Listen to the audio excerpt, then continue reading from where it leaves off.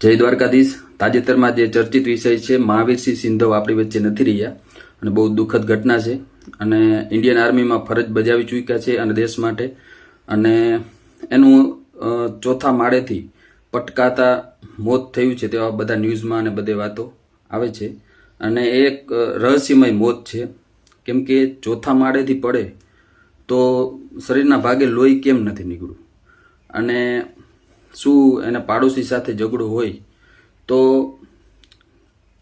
કોઈ સુનિયોજિત મર્ડર છે કે પછી તેને અન્ય કોઈ ભોગ બન્યા છે મહાવીરસિંહ।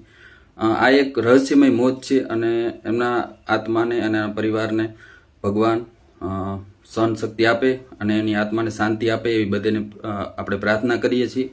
અને મહાવીરસિંહ સિંધવ ઘણા એવા સારા કામો કર્યા છે અને એ ઇન્ડિયન આર્મીમાં પણ ફરજ નિભાવી અને દેશ માટે સારું કામ કરેલ છે।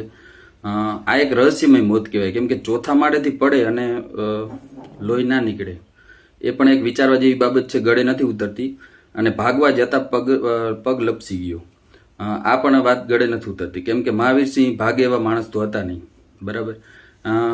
આ એક બહુ દુઃખદ ઘટના છે જેની સીબીઆઈ તપાસ થાય તો આમાં ઘણું રહસ્યમય બહાર નીકળે એવું મને લાગે છે, બરાબર। જય દ્વારકાધીશ।